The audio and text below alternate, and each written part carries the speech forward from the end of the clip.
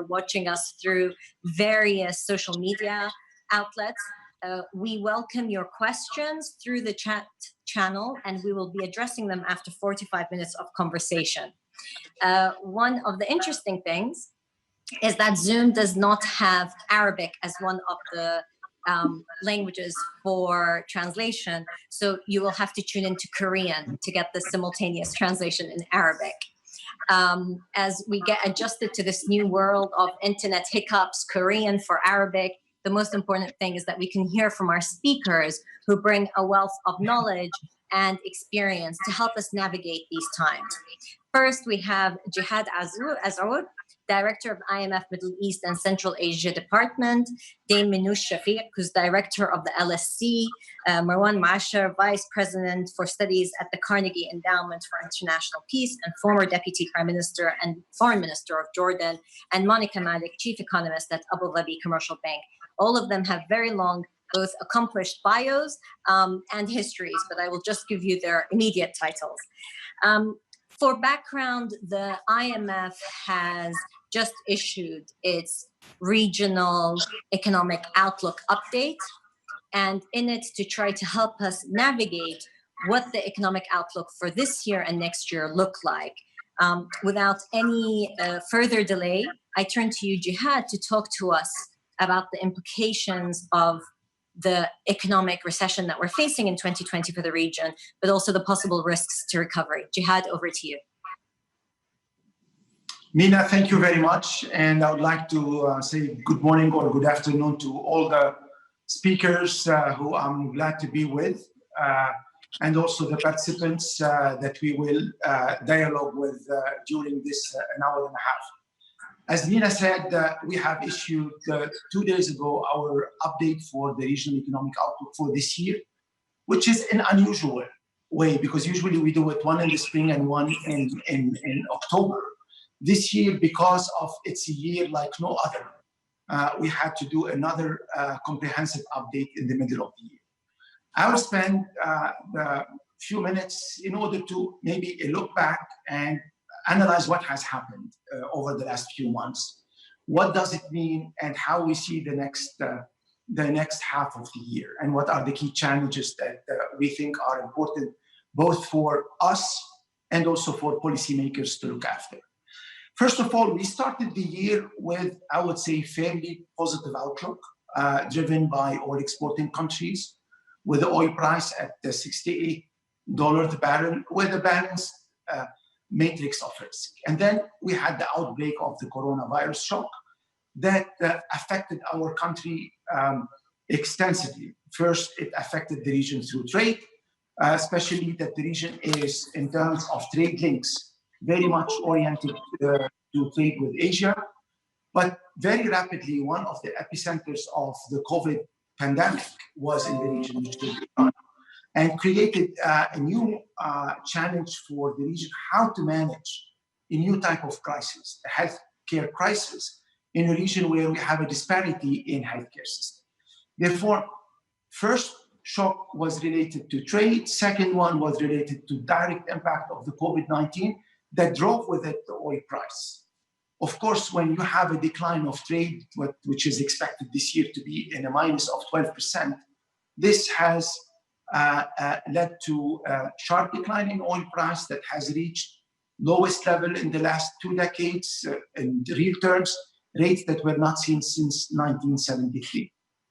With that came a rapid response by governments in order to address the healthcare shock.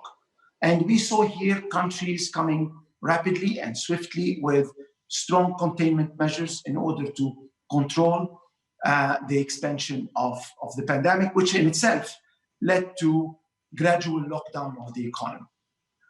What does all that mean? It means the following. One, this crisis had a massive impact on growth because we had to revise twice our growth prospect for this year, the first one in April and the second one now in July. But I would say the second element that we saw, that countries were able to react quickly were able to react with strong measures that have helped most of the countries of the region, despite their challenges and the disparity in the healthcare system, to contain and to control the spreading of the pandemic and to save lives of their citizens. Compared to Europe or to the US or Latin America, the rates of fatality is 1 to 8 or 1 to 9. And this is something that I think it's an important element going forward to build on. The second element to also that we have witnessed is countries also came very quick in setting a certain number of policy response. And they were in three folds. One is protecting lives. And we saw a massive increase in spending on healthcare, social, and protecting livelihoods. And this was in form of social transfers, support to livelihood. Yet the issue here that came as one of the key challenges is with the high level of informality, governments were not able to access some of those who were in deep need for support. And especially in the case where we have high level of internally displaced or refugees. The second set of policies was to protect and provide the floor to the economy. And here government introduced certain number of fiscal measures, both on the expenditure side and on the revenue side. On average, governments of the region introduced a package of around 2% of GDP, which is comparable to other EMs, I would say is on the low side, and reflects somehow the lack of fiscal space that many countries have currently in the region. The third set of policies were on the monetary and on the financial side, adjustment in interest rate by 150 basis points, and also we saw an injection of liquidities that varied between one country to another. All these measures helped protect the economy, but did not prevent the economy from shrinking. And therefore, we expect this year that most of the economies in the Middle East and North Africa will endure negative growth. Of course, oil exporting countries will face bigger challenge in terms of growth outlook because the drop in oil price drove the oil sector, but also the nature of the non-oil sector was affected by the crisis itself because most of those countries are linked to the global value chain through trade, through transport, through airline and other type of service sectors. Therefore, the adjustment for oil exporting is going to be larger this year. And the response, as we saw it, was differentiated. Some countries resorted to additional expansion and others, in fact, reallocated their fiscal package within the same envelope. We also expect for the oil importing countries to have negative growth, but with high disparity between countries. Therefore, adjustment in the outlook downward this year, and we project that next year we will have a recovery. The recovery is not going to be as strong as we expected it a few months ago, and this is due to few factors. One is the uncertainty that is still very high, and also the feeling that the risk of a second round of the pandemic is still around the corner.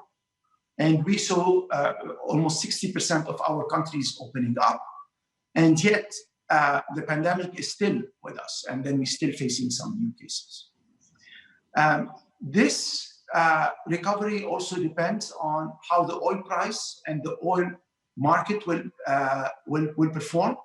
We are expecting the possibility of extending the OPEC Plus agreement that has reduced the volume of production and export, which has led to a slight recovery in the oil price, but in terms of revenues, has negatively impacted the revenues of the region.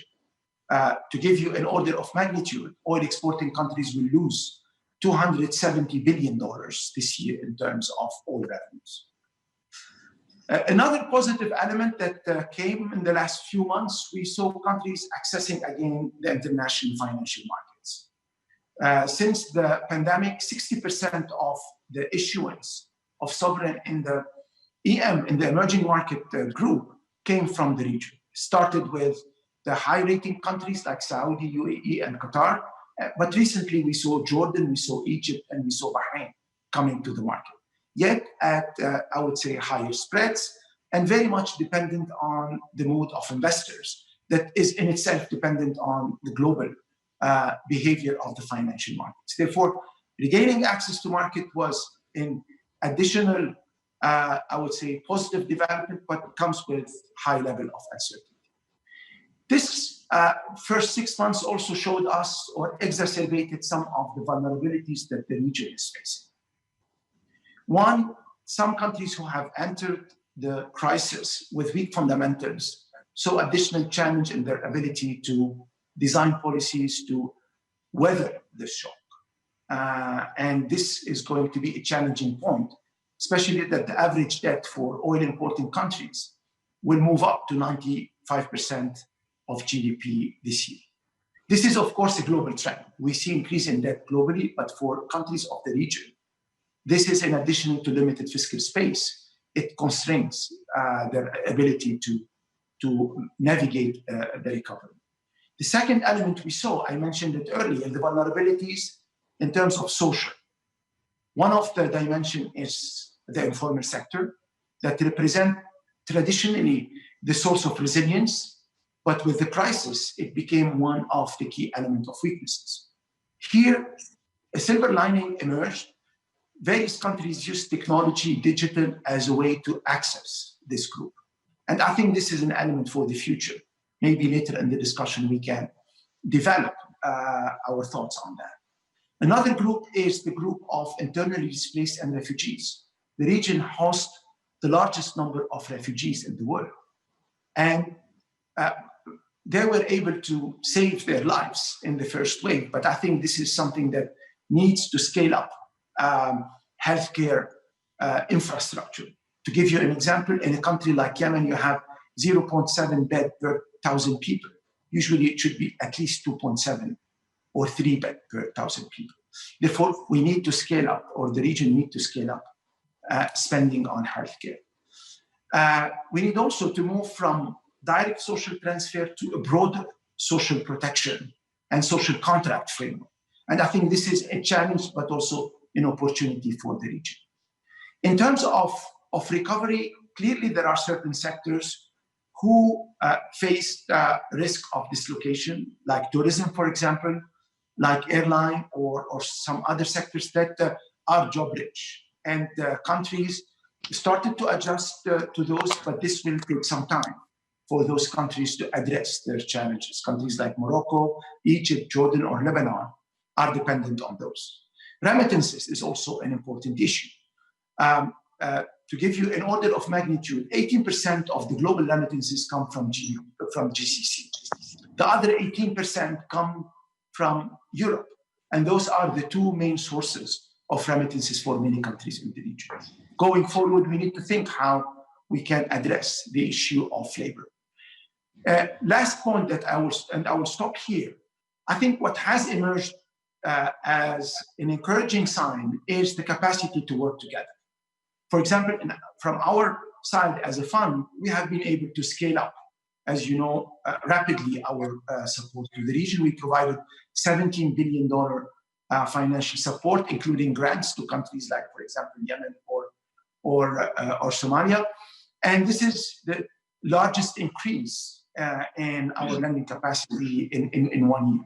But also we had engaged with other IFIs and regional institutions in joint forces approaching those issues. And also we have increased the level of discussion with the authorities on how to design their policies. And I think going forward, this is an important element. That the thing that we need to avoid going forward is, I would say, the 3D risks. Denial, because this is usually the tendency is to deny that there is a crisis.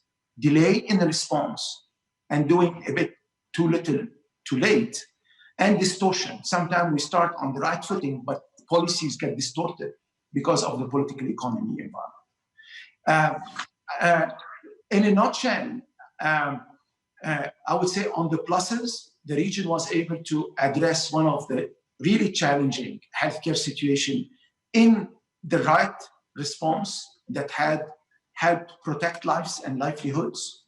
There is a clear resolve that I see in my interaction with various leaders and policymakers to not waste time and to accelerate the transformation of their economies. I think this is a challenge that requires, on one hand, additional thinking, and I hope that in the discussion today, we will address some of those quite key questions, but also it requires fast policy response to that. With that, I would thank you, and over to you, Mina. Thank you so much, Jihad. I love the 3Ds of avoiding denial, delay, and distortion. Perhaps those are guiding principles to take us through the coming period. Minouche, I'd like to turn to you. Jihad has given us an overview for the region, the oil importing countries, the oil exporting countries. In some ways, we have a lot of similarities in the region, but we also have a lot of differences between what different countries' circumstances are. And we have fragile countries and those who are having to deal with conflict. And so how do those countries, the fragile countries, those who don't have any of the liquidity movement available, or those who are undergoing conflict or suffering from conflict, how do they deal with these current challenges? Well, thank you, Mina, and thank you, Jihad, for that very comprehensive assessment of the outlook for the region. I think for fragile states, it's clear that imposing a generalized lockdown is just not viable. The risk to livelihoods is just too great. At the London School of Economics, we have something called the International Growth Center, and they pulled together 20 world-leading economists to develop a guidance note on how fragile states could cope with COVID-19. And I would recommend it because it's short and it's very precise and it's very practical. But they focus a lot on the importance of data. And I know data is scarce in fragile states, but it's a lot cheaper to collect data than to impose a generalized lockdown. And the reason data is so critical is that it enables you to impose local lockdowns when there are outbreaks and enables you to target your health spending on those areas that need it most. So I think for fragile states, using a data-driven approach is key. I think the other thing is that we know that basic hygiene and hand washing is vital for fighting this, and that is an affordable intervention alongside simple kind of common sense interventions to avoid transmission, like banning large-scale public events. I think the other key thing, which Jihad alluded to, is that many countries in the region now have effective cash transfer schemes, which are able to get small amounts of income to poor households directly at very low administrative costs. And it seems to me that those kind of targeted cash transfer schemes providing minimum social protection, particularly in areas that are particularly hard hit by the virus, is another low cost and effective intervention that would work in fragile environments. Can I ask about your point of the difficulties of having general lockdowns, especially for those countries where a substantial amount of the population is either part of the informal economy or relies on day wages? If a second wave comes, a stronger wave, God forbid, comes and hits these countries, what do they do if they haven't built in the data collection that you've spoken of, or they haven't really come to terms with how to avoid that general lockdown? I mean, I think that the time to prepare to avoid that problem is now. And having in place mechanisms to collect that data to deal with more localized problems is you know, it's one of those distortions that people make the mistake of thinking, oh, well, I'll just not do anything and deal with it later. It'll cost so much more if you have to impose an across-the-board lockdown on an economy or on a region or on a city. And so I think it's a false economy not to try and give yourself the tools to take a more targeted approach. Thank you. Marwan, I want to come to you to follow on from these points about the need for policies that balance between lives and livelihoods, especially for those countries that are fragile or that don't have the buffer of having immediate economic spending that can help bolster the economy? Well, I think, thank you very much, Mina. I think we need to differentiate between policies that dealt with the short term in terms of making sure you protected lives. And as Jihad said, I think the region has done fairly well in protecting lives. Policies that have to do with protecting livelihoods is a different matter altogether. Let's remember that COVID-19 is at least the third major crisis to hit the region in a decade. You know, we had to deal with the Arab uprisings, and then we had to deal with 2014 and beyond with the decline in oil prices. This is the third major crisis, and if a second wave hits, that would be a fourth major crisis in 10 years. And there, I think, you know, you cannot talk about a magic wand. There is no magic wand that will basically mitigate all the problems that are associated with this. I think the region needs to move in 5 areas that I would like to quickly outline. First, it has to move from exclusion to inclusion and adopt policies of inclusion. That would be my main recommendation, if there is one. Jihad talked about social contracts. There has never been a time where social contracts are more needed, ones that are negotiated among different parts of society and between these parts of society and the state. We need to move from rentier economies to productive economies, from patronage to productivity, if you want. I know that's easier said than done, but the oil era in the Arab world is over. And countries, you know, both oil importing countries and oil exporting countries need to understand that from now on, you need a different model of economic activity. We need to move from rote learning to preparing citizens. Our educational systems just do not prepare citizens to deal with the complexities of life.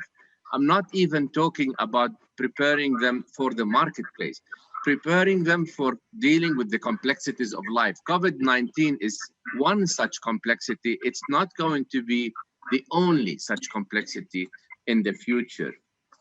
The fourth area is, I'd say, we need to move from monism to pluralism. Understand that diversity is a source of strength in Arab societies. We need to recognize that citizens are resources to nurture and not potential threats that must be coerced. And there we need to talk about equality among all citizens, regardless of gender, religion, economic background, etc. And the fifth area that I think we need to move to is to pivot towards Arab economic integration. All the studies have shown that integration has a demonstratively positive effect on growth, on unemployment, and on production. But none of this has been done in the past. Whether these areas are going to be acted upon by Arab states is still an open question. A lot of people are pessimistic whether Arab states are going to, do what it takes in order to leave business as usual and deal with the complexities of the 21st century, by adopting 21st century solutions and not 20th century solutions. That remains to be seen, but these are some of the areas that the Arab world needs to move on. They are all long-term. I will leave the economists to talk about the short-term policies that they need to take, but this is not going to be enough unless we understand that there is a big picture, that business as usual cannot be sustained unless the Arab world understands that. I'm afraid that the future will continue to look bleak. Thank you for your points. I just want to do a quick follow-up because a lot of these issues we've discussed before, the need for the Arab world to make these important changes. But you've been in government yourself, and you know how long change takes, and also the complexities of these kinds of policies being implemented. At a time of crisis, can it become a catalyst to actually push through some of these difficult policies? Or does crisis mean that people are entrenched and too scared to actually take these bold moves? So far, what we have seen, unfortunately, Mina, is a move towards authoritarianism, more authoritarianism. you know, a lot of Arab countries are arguing that because they have been successful at mitigating the health issues, the short-term issues, that they can project that and apply that to socioeconomic problems. It is one thing again, I want to emphasize, it is one thing to deal with the health aspects in an authoritarian way, in a centralized way, but it's quite another to deal with the socioeconomic aspects in the same sort of centralized way. People have to be brought in order to feel that they are part of the solution and not just the problem. Otherwise, and we can talk about this later if you want, otherwise, centralized approaches might be a formula for social unrest. Thank you for that. Moving on to a very important aspect of course, the Arab world is the oil markets. And whether you are oil producing or oil importing, oil prices here are followed quite closely, and not just by policymakers and economists, but even by regular people, and how it will impact their lives. So, Monica, I want to turn to you. At the start of the year, we had quite turbulent times with oil prices globally, and people were following what that means. What is your take on the near and medium term outlook for oil stability, and how will that impact the economies of the region? Very much, Mina. Well, certainly oil has moved back into a far more comfortable zone than we had seen in the depths of the crisis in April, where we saw in some cases for WTI negative oil prices and Brent falling below $20 a barrel. But for the region, the current oil price is still well below the budget break-even oil prices and a comfortable level for the economies from a fiscal stance. At the moment, oil has been trading in a relatively tight band, Brent crude between $40 and $45 a barrel. And in the near term, that's the range that we expect it to see it remaining in. In a case, global environment, where you see COVID controlled and global demand continuing to pick up, global economic activity continuing to pick up, we expect oil by the end of this year and moving into next year to move towards the $50 a barrel range. But as has been highlighted throughout this call so far, there's a lot of global uncertainties. A number of countries haven't controlled their first wave. We're seeing rises in other places, such as the US as well.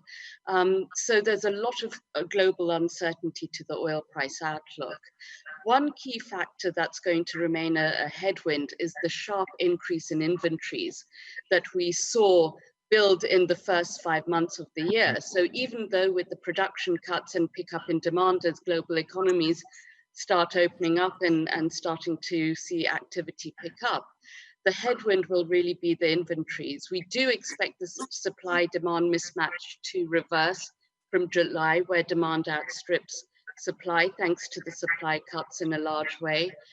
Another factor is also the pace of readjustment in the US shale production. And if we see oil prices rising too fast, we might not see the full adjustment in production in the US that the OPEC Plus partners are looking for. Thank you. I want to follow up on that just in terms of your outlook for demand outstripping supply. Of course, the OPEC Plus agreement has been very important. Do you think that will continue? Do you see that agreement being seen through for the foreseeable future? Absolutely. And I think one thing that's very, very important for the OPEC Plus agreement, especially from the Gulf perspective, is the strong compliance overall. Countries such as Russia implementing such deep cuts, which wasn't the case with the first OPEC Plus agreement. And of course, in the last few months, you actually saw key GCC producers, Saudi Arabia, UAE, and Kuwait implementing deeper cuts. The other very positive thing about the OPEC Plus agreement is that we've got a production outlook that goes past a year. So they've given a very forward-looking stance. And I think if we see demand-side pressures emerging again, the core producers, especially the core GCC producers, will adjust production to support the oil price. Overnight, we had the announcement that the output cuts will be tapered, so we will see some increases, but I think it's going to be a working in progress movement. Depending on how global recovery develops, production will adjust to that. Thank you very much. Jihad, I want to ask you about the issue of rising debt. Because one of the things that will come out from 2024 sure is that countries will have greater debts. How does that impact the region? Well, of course, the situation here, Mina, is different between the oil importing and the oil exporting countries. Oil importing countries who, middle income countries, have already seen their level of debt going up. I mentioned earlier, the average debt will reach 95% of GDP. This is not something that is typical for the region this year. Most of the countries in the world will see their debt going up. The issue is this, in the current environment for those countries, is limiting their ability to use the fiscal instrument as a way to amortize some of the shock, but also allocate the needed resources to strengthen their healthcare and social infrastructure on one hand and prepare for the recovery. And this is why it's very important to not to wait too long in order to start focusing on, in addition to the key focus that should remain on protecting lives, on how to shield the economy from a deep recession and how to prepare the recovery. I would like, if you allow me, to go and echo 2 points that were raised. One by Minouche on the issue of fragile states. I totally agree that we need to be innovative in order to provide support to those. Technology could play an important role in that, in order to provide information, in order to provide support. And it doesn't need to be sophisticated technology. Even cheap technology, basic technology could help, and also could help improve the quality of information that is, and I totally agree, badly needed for that. The second element that I would like to highlight on the fragile group is the importance of remittances. They constitute on average between 12 to 14% of GDP. And those are lifelines that are at risk this year. And this is why we believe that it is important to move globally and collectively in a way to help low-income countries, fragile states this year by providing them with additional grants, providing them with additional support. This is what we have done at the fund with the grant, limited grant that we have. We provided a few countries in the region with that, but it's not enough. The global community need to do more. There is this G20 initiative that goes in the right direction, but I think this is something that it is important to highlight, especially that this year is going to be different and difficult, especially most of the providers of aid and support are also facing issues in their home economy. And this is something that we need to keep an eye on. Another point that Marwan raised on the issue of inclusion versus exclusion. I think inclusion needs to come this year with resilience, because we saw an erosion of resilience for the middle income, low income people. And usually those, historically, when we look at previous crises, those are the ones who would recover with longer lag of time. And this is where we saw most of the increase in social unrest. Some of the social unrest we saw goes back to issues that were not addressed on time. Like, for example, the 2008 crisis, that we underestimated its impact on the region. Also, I agree on 2 other elements, and I will put them differently. I think transparency and fighting corruption is going to be very important. This is a way to show that public money is being used in the right way, and also that citizens are participating through getting access, not only to information, but also to the decision. In addition, I think also on that aspect, we don't need to reinvent the wheel. we have been, and Minouche knows it, and also Marwan has participated with us and others on how to increase inclusion and how to create inclusive growth. We know where the issues are. Youth unemployment is high, women participation is low. Increasing women participation will bring trillions of dollars to the region in 10 years. We don't need to reinvent the wheel here. A recovery that is technology-based will allow the 65% of the population who are below 30 to thrive and drive growth. Green recovery is an area where the region will benefit. We are sharing scarce resources in water, environment, and we can preserve them. In addition to the regional integration, there are certain number of also silver linings. We saw certain sectors coming back. We saw agriculture becoming more interesting than before. We saw, for example, in countries' capacity to adjust very quickly. We have some anecdotal evidence of companies in Morocco, for example, readjusting very quickly to serve the European market in order to have first line of response. And in the plan that EU, for example, of the 750 billion euro of stimulus, those countries could benefit, and we should help them to benefit from that. This is where I think the multilateral approach, the approach that put stakeholders around the same table, we as institutions, policymakers, thinkers, or I would say major opinion leaders, I think this is the time where we need to work all together in order to help countries address those issues. This is more challenging than any of the crises we saw. If we go back 100 years, we did not have the same magnitude of shock and the breadth of this shock. But I think here too, I would think that the ability that countries showed in protecting lives can be translated into an ability to reconsider the current framework and to do a paradigm shift in the way they manage some of the key elements. In a recent study we did that we are going to publish in a few weeks on social spending, it's clear that the region increased social spending over the last 2 decades, but yet it's not enough. And I think social protection, social safety net in terms of protecting labor, investing in education, especially technical education for those who need to be relocated, because we need to do some relocation of resources in terms of capital resources and human resources. This could be a way to bring to the market millions of young people through education. And now with technology, remote education is easy to develop.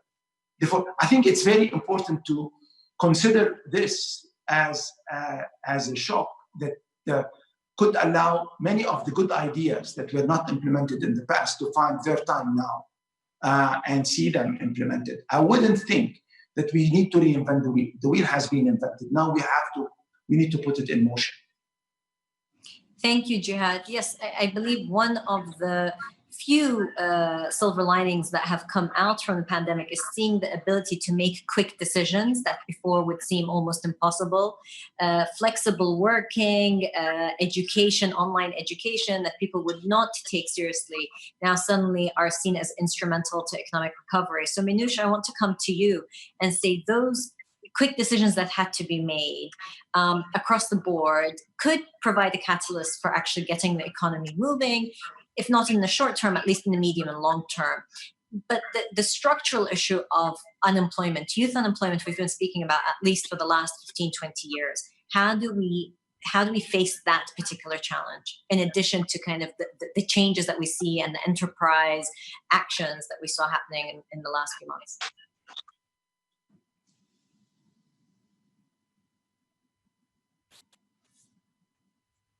I very much take your point about, suddenly quick decisions could be made. At the London School of Economics, I often joke that it would have taken me 10 years to persuade the faculty to move any courses online. And we did it in a week because we had no choice and it worked. And now suddenly it's opened up a whole set of possibilities that we're exploring more rigorously. So definitely, crises open up possibilities. I think on the issue you raise around youth unemployment, I think at the moment the region has in some ways the worst of all possible worlds in terms of the policy framework around labor markets. There's a very small group of workers in the formal sector who have very high levels of protection, and there's very little flexibility for employers if they need to change their labor force. And then you have a huge number of workers in the informal sector with no benefits, very high flexibility. They can lose their job tomorrow and have no job security, and very little social protection. And this kind of dual labor market structure is thwarting job creation, because it keeps people informal, it keeps them with no protection, and it discourages employers from creating jobs in the formal sector, because once you've hired someone, it's really difficult if circumstances change for you to change that.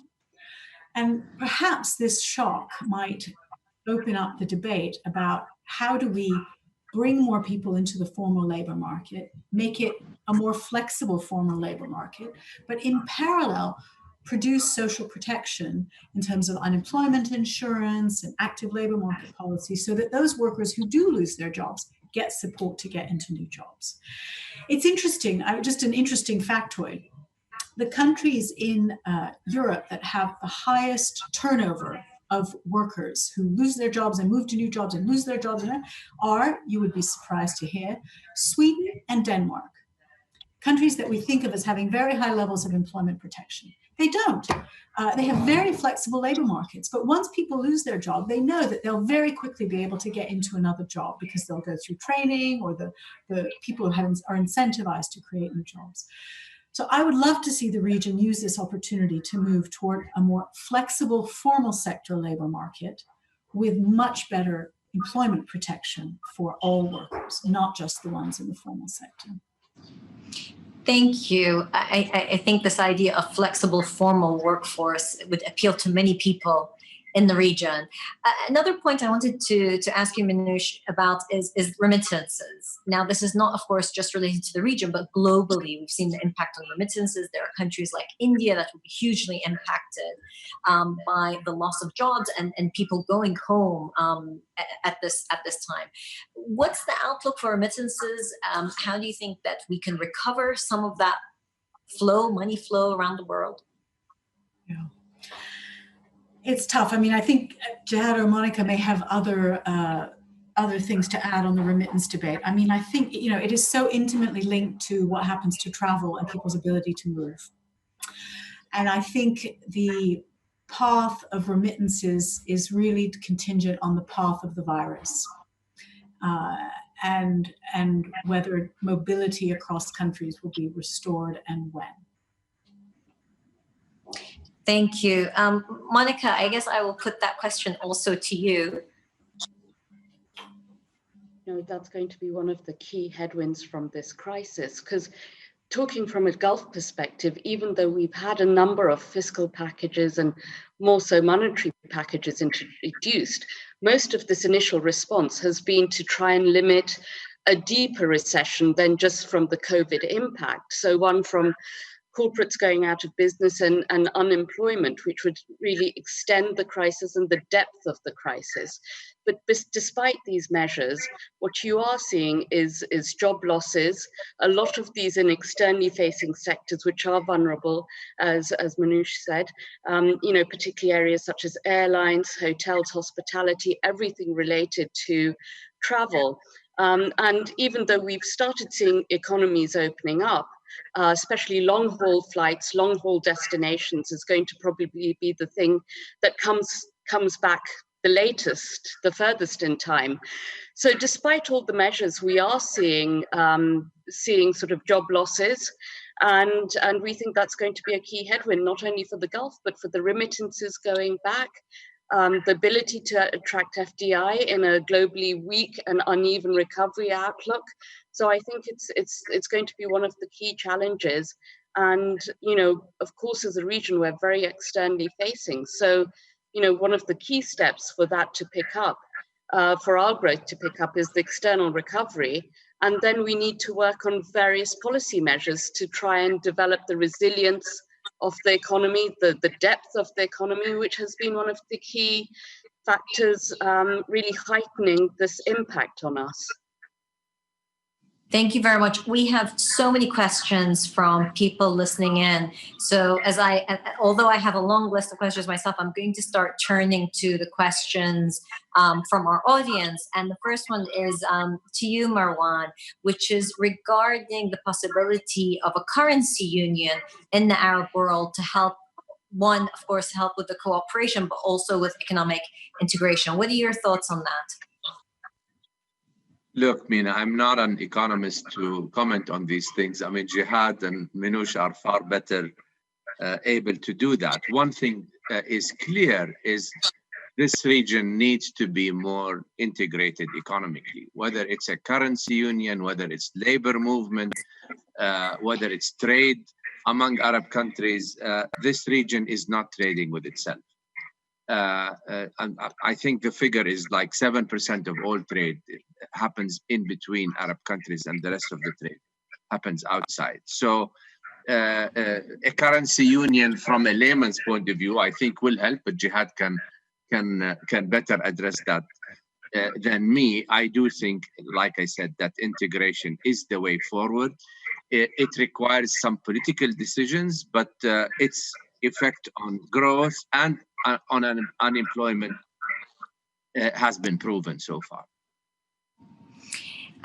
We have another question. Sorry. Let me, Mina, if I may also comment on the unemployment issue, because the Arab countries need to move from a welfare state model. That welfare state model has been possible because of oil. Now that the oil era is over, it is clear that Arab economic systems need to move from a model where the state is the principal provider of jobs in both oil exporting and oil importing countries, to a model where the private sector needs to pick up that that responsibility. For the private sector to do that, we need a better education system. We need a better legislative system that encourages job creation, that encourages small and medium enterprises. This is the way forward, where the state will, have to pick up providing basic services like health, education, transportation, and provide a safety net for those that are not privileged, but move away from being the principal provider of jobs. And I hope that this crisis is going to accelerate that move, which is self-evident, but which has not really moved much before the corona crisis. Can I ask you, I mean, one of the questions that's posed to us, and I think you probably hear this anecdotally quite a bit, that these solutions that are almost out there, but difficult to get the political will for it. How can we actually see this getting implemented? Does it have to be country by country, and then maybe you can get smaller agreements that can become region-wide? How do you foresee it? Well, there is a reason why these have not been implemented. Patronage systems are not just economic systems, they're political ones as well. Many Arab countries have built basically rentier layers around them that are beneficiaries of this system.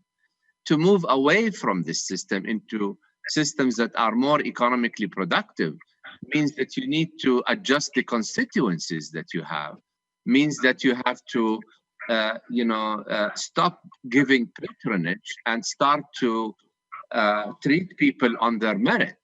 And that's very much a political issue, not just an economic issue.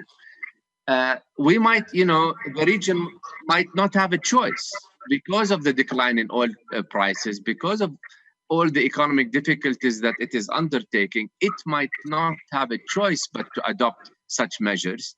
Unfortunately, I will add, we are not yet seeing any indication that Arab countries are moving in that direction. I'm still hoping that this crisis might push them to do that. Thank you. Jihad, I have a question from you, from one of the audience members, about stimulus packages in the region. What are your thoughts on the stimulus packages that have happened? You addressed that they're not as high as in other parts of the world, but they have been seen. And how long should they last? Well, we saw different types of policy packages.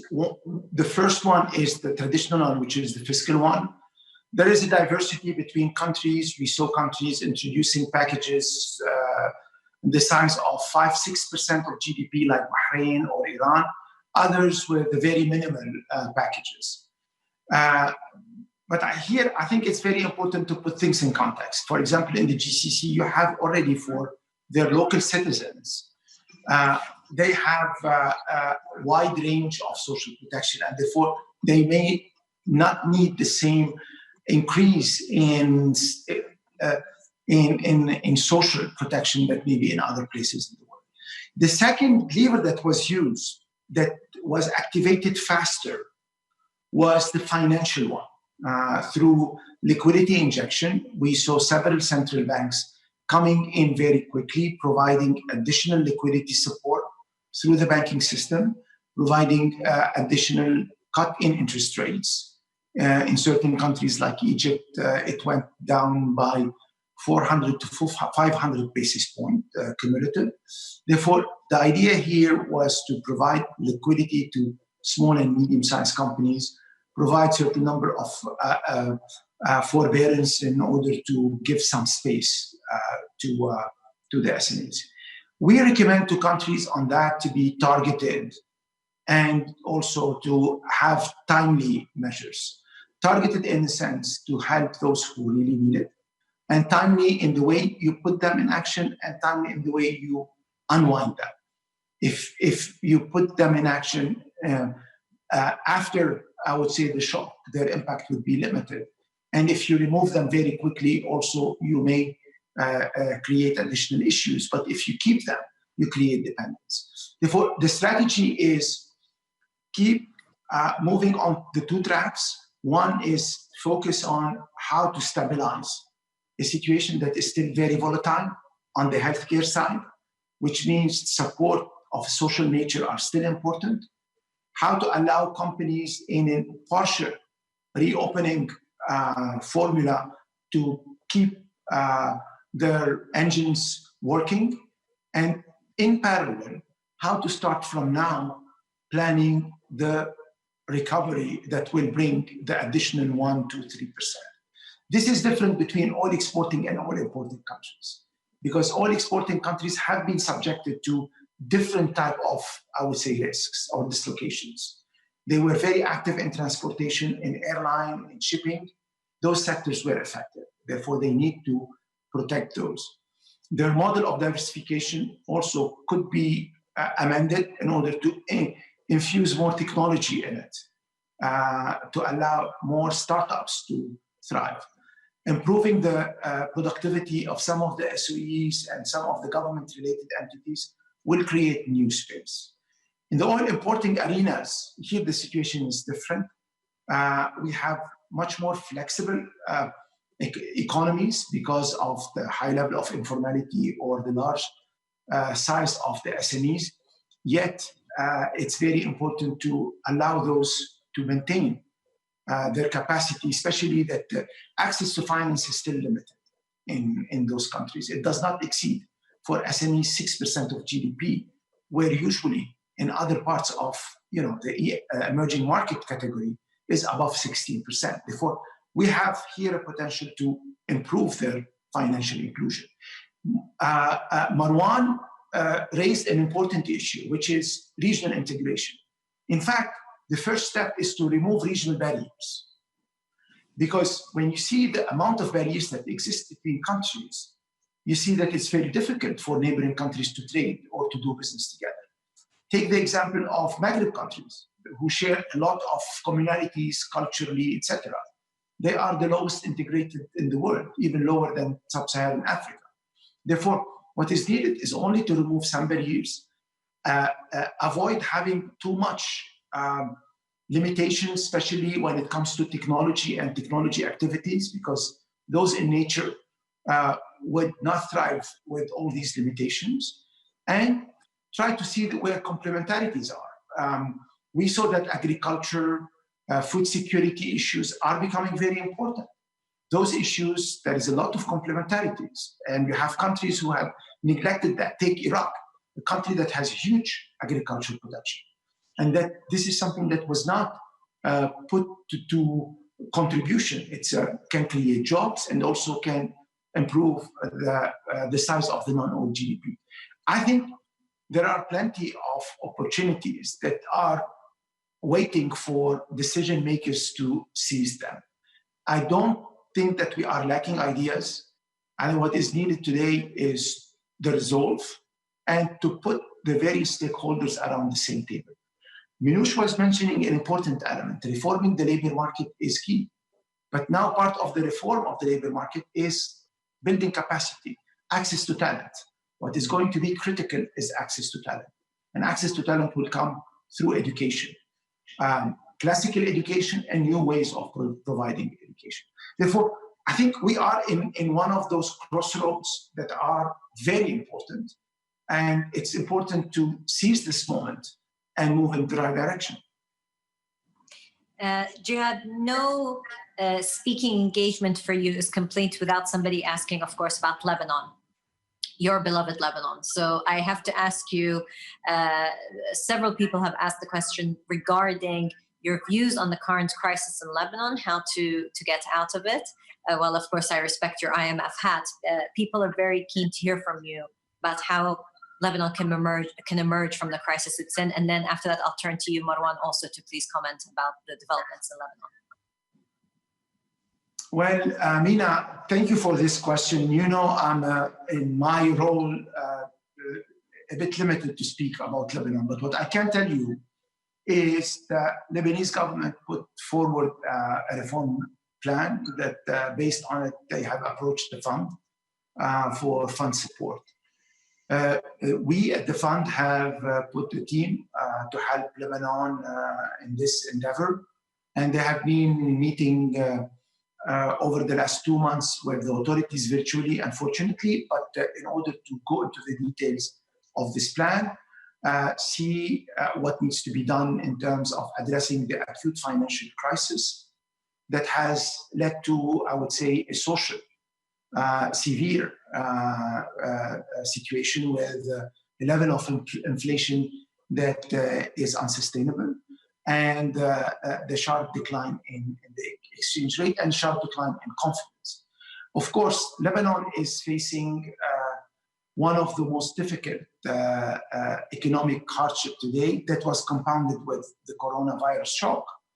And I would say, at least I think on that, Lebanon was able to, despite the fact that it has limitation, despite the fact that Lebanon is hosting a large community of refugees, the Lebanese authorities were able to address the healthcare challenge, and they were able to prevent this disease from expanding and protecting lives of their citizens. What is needed is unity of purpose, as our managing director said a few weeks ago, behind those reforms, moving fast and regaining confidence, because where you start is to regain confidence. Thank you. Marwan, if I can please pose the same question to you regarding Lebanon. Sure, Mina. I have the freedom and privilege of saying what Jihad cannot say. Given That's why I came to you. His position. But I studied in Lebanon. The Carnegie Regional Center is in Lebanon. I'm on the board of AUB, so Lebanon means a great deal to me. And I think this is a classic case of people knowing what needs to be done, but nobody having the will to do it. All the political forces in Lebanon keep postponing the inevitable. Lebanon is not impossible to remedy.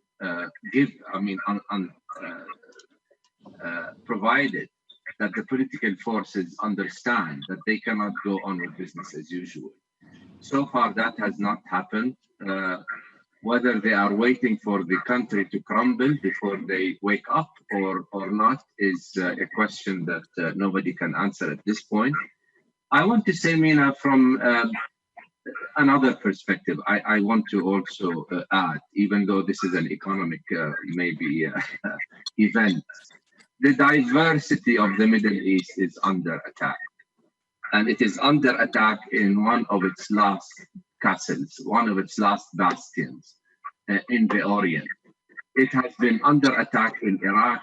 It has been under attack in Syria, where a lot of the religious and cultural diversity has been lost. Lebanon has been one of the last, places in the Mashriq where diversity has been exercised, political, cultural, religious. And if that diversity is no more, that is going to affect not just Lebanon as a country, it's going to affect the whole Middle East. And I think the international community has a responsibility to help Lebanon in this regard. But the Lebanese themselves have the biggest responsibility to understand that they are not just protecting their country, but they're protecting the cause of diversity in the region. And I hope that, the political forces in the country wake up before it's too late. Yes, we all hope that indeed. And I think your point about pluralism and the diversity that Lebanon represents is so precious to Arabs and hopefully people of concern around the world. Thank you for that. Monica, I want to turn to you, and we're going to shift gears here a bit, because one of the questions that came through to us was about the non-oil sectors for the GCC. I think often people think of the Gulf Cooperation Council and they just think energy. But there are questions about how do you think the rest of the economy, especially, you have places that rely on tourism, that rely on events and so forth. How do you think the economy there, that sector or those sectors will recover in the GCC? Well, I think it will take a long time, and I think it will be very much uneven as well. And I think this is what's something that's very unique about this crisis, because, of course, for the Gulf, there's always the discussion of diversification, and yes, that's very vital going forward. But in this crisis, the oil and the non-oil sector is going to be so hard hit.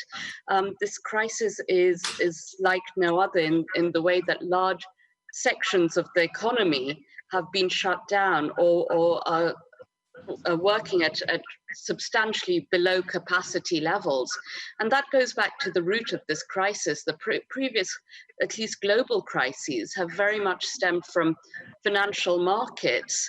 And, then we've had monetary policy, fiscal policy that's helped to support it.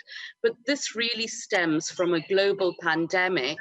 And the core of this crisis is that the economies have had to shut down to control the spread of this crisis. So as our panelists have mentioned before, that the control of the pandemic is going to be very, very critical. Most of our non-oil sectors are externally facing, and especially in the UAE, if you look at, it's a very open economy. It's intrinsically has quite a small population, so international demand is going to be very critical for that. And our view is that by the end of 2021, GCC GDP is still going to be below the levels that we saw at the end of 2019, not only because of oil, but because of the non-oil crisis. So for us, it's, again, looking at these sectors, trade, tourism. A critical point will really be a vaccine, or how efficiently we've controlled this. How quickly are we going to see people willing to fly, willing to take part in tourist activities? We've seen, for example, Dubai has opened up for international tourism from 7th of July. But until people feel comfortable and confident to travel, until people feel, confident to go out and consume and go to restaurants in whichever economy, you're going to see trade weak, you're going to see tourism weak. So it really goes back to the crux of this crisis, which is the control of COVID-19. Monica, can I also do a follow-up question that's come from one of the members of the audience, which is about liquidity? He says that in some countries in the region, we're seeing liquidity being infused. Who are the beneficiaries for this? And also, what will be the impact on inflation? Okay, well, on inflation, we see on the whole, a weak inflation backdrop really reflecting the fact that we've got spare capacity, particularly in real estate. That spare capacity is expected to increase now, and even in areas such as, in the service industries where you have to implement social distancing, we've got spare capacity there as well. The only country that really stands out is, of course, Saudi Arabia. From this month, we've had the tripling of VAT to 15%. And that's, of course, going to mean that inflationary pressures increase because of the reforms.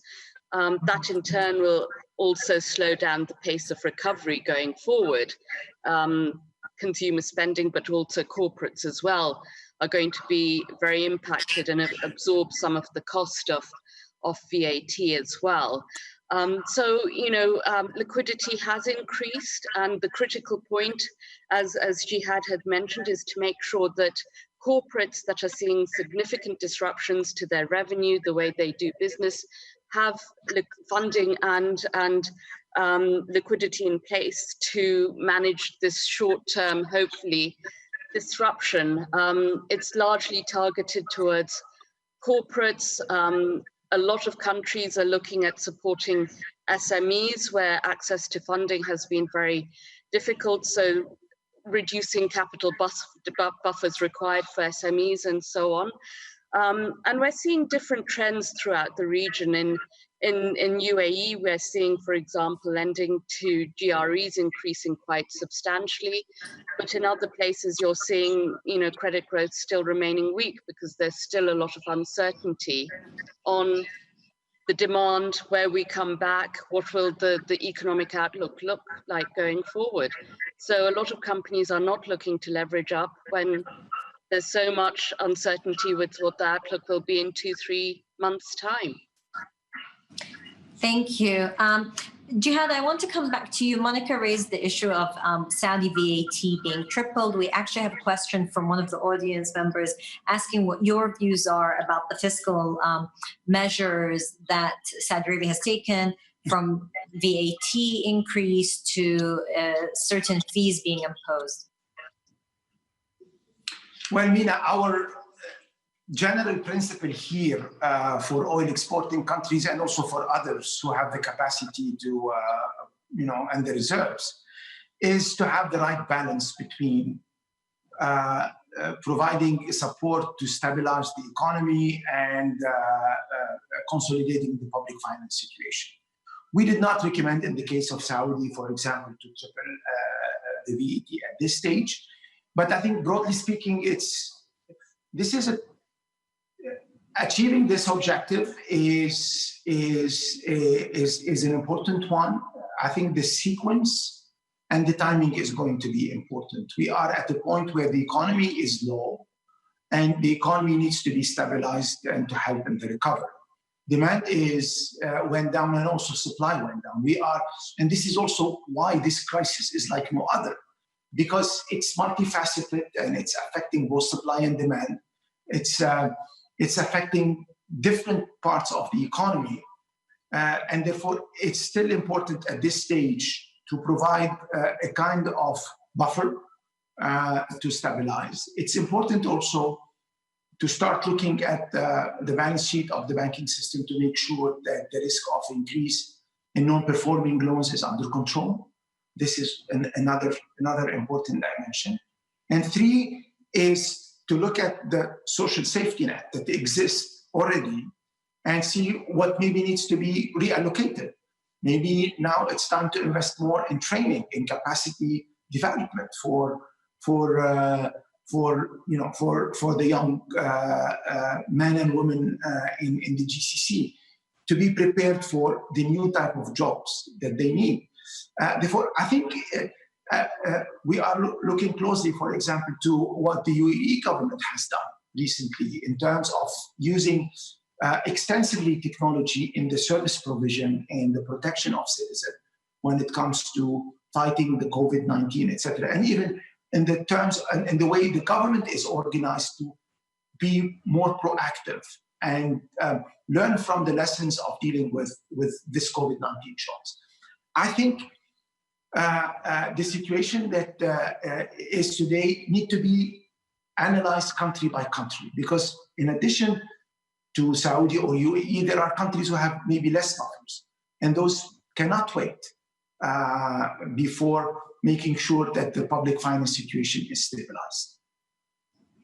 I have one more question from the audience regarding taxes and whether you expect Jihad to see further taxation in the region, and especially on the digital economy. As we see more and more people moving to the digital economy, we see higher taxation on it in the region.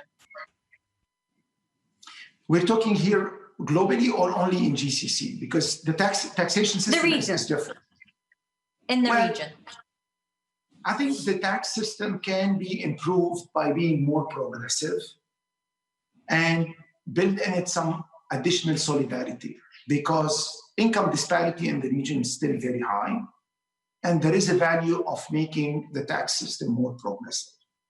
There is also a value of making the tax system more efficient, because we still have a lot of special regimes, exceptions that erode the tax space and narrow it. And I think it's an opportunity to address that. It's not wise at this stage to increase tax on consumption, especially in countries where the level of income is low, because this will create additional regression and additional pressure. Therefore, yes, it's an important moment to look at the fiscal from a reform standpoint. Countries who have the capacity to weigh between both parts of the equation, which is provide stimulus, but at the same time, make sure that their fiscal is sustainable, have more time to do it. Others don't, especially those who have high level of debt.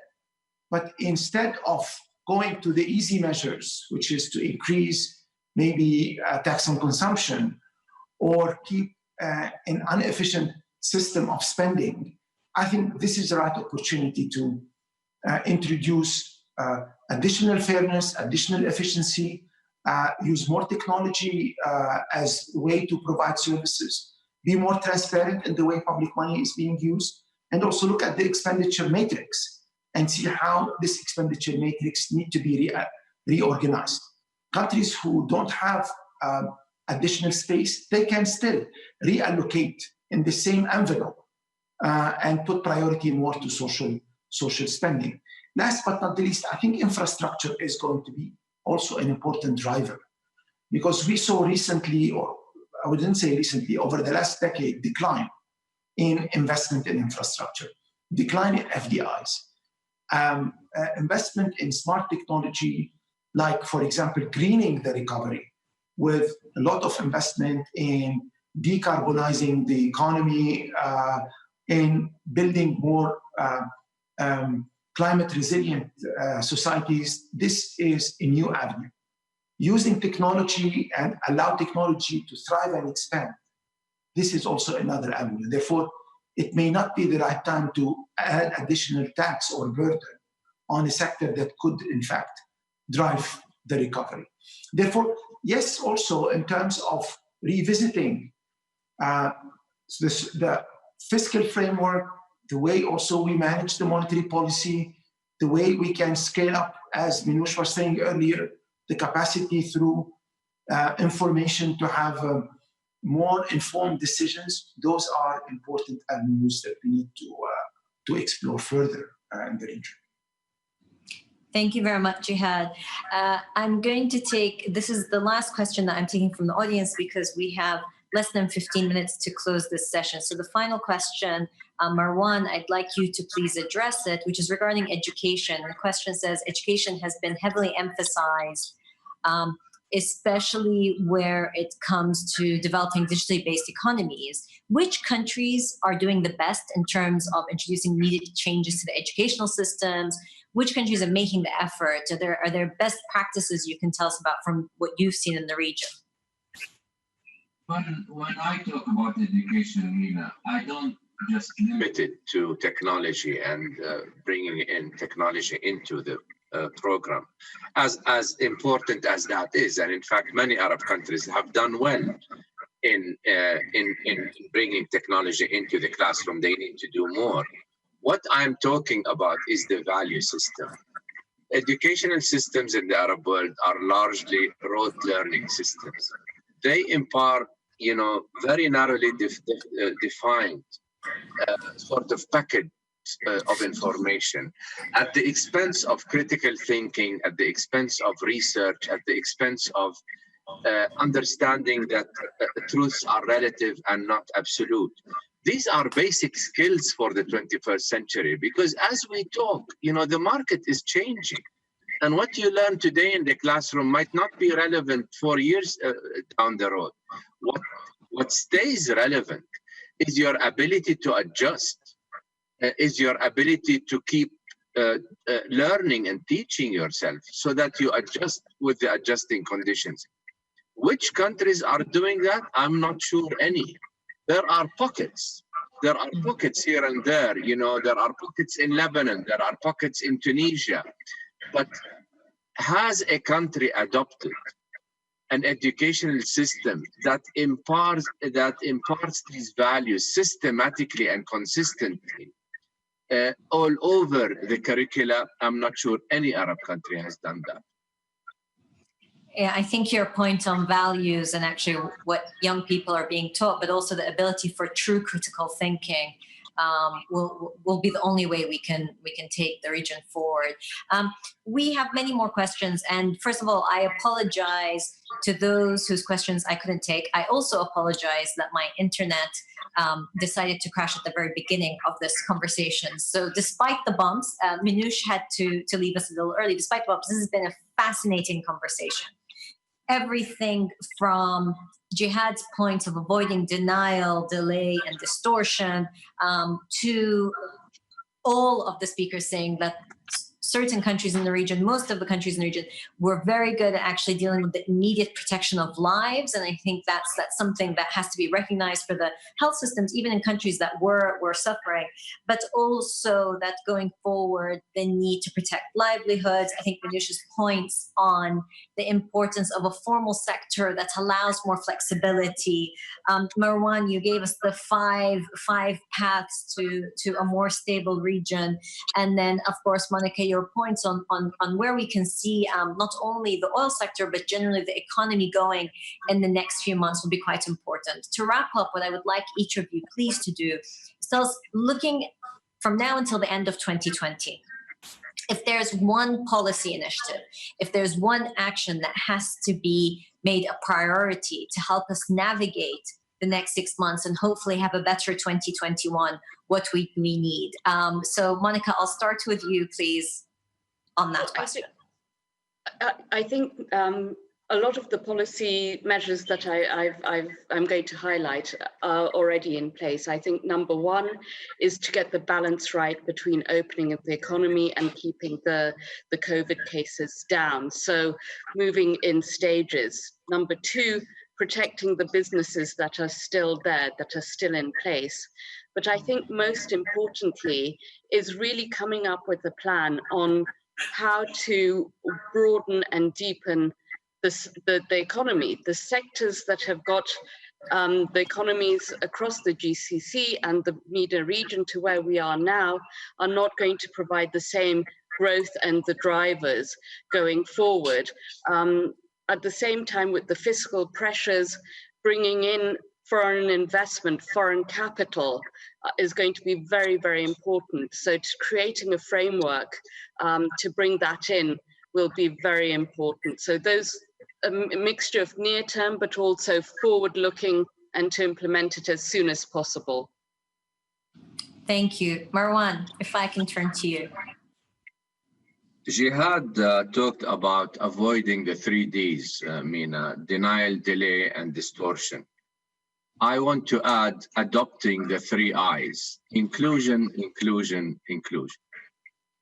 if there is one policy recommendation I would give, it is that from now on, you are not going to be able to achieve any buy-in from the public, no matter how efficient the economic solution is, unless you bring in inclusion, unless citizens feel they have a voice in decision-making moving forward. Not all economic challenges have purely economic solutions. This is one of them. There is no magic wand that you can wave and solve the economic problems of the region overnight, whether it is the end of 2020 or the end of 2025. You can only do that if the citizens are convinced that they are part of the solution and not part of the problem. So I will say the 3 I's: inclusion, inclusion, inclusion. I love it. The inclusion point is so important, but also this idea of the personal responsibility as we get into the next phase where people are being told you're personally responsible, everything from socially distancing to masks to how you interact with other people. But with responsibility have to come certain rights and certain privileges. And I think finding that balance at this time will be so important. Thank you, Marwan. Jihad, coming to you. I know it's difficult to ask you to give me limited policy recommendations since your job is to give constant policy recommendations, but the priorities for the next 6 months.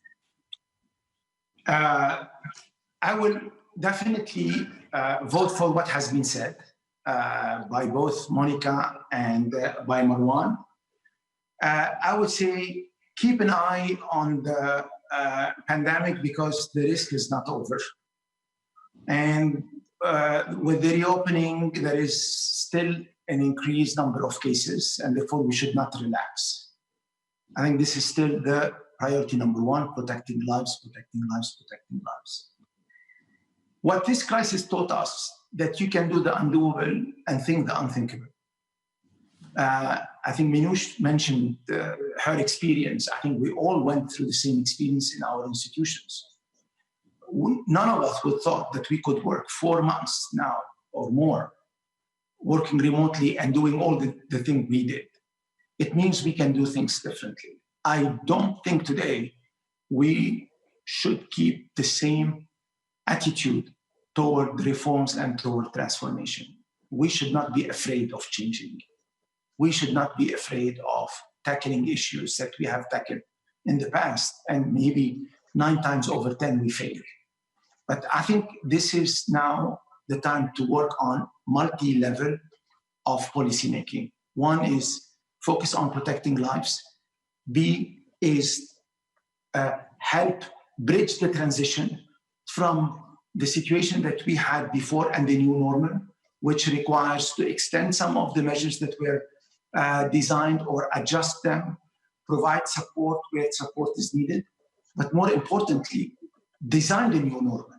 Because the new normal could be something that is better than what we saw, but it also could be something very challenging because historically we saw after big events, 2 types of countries.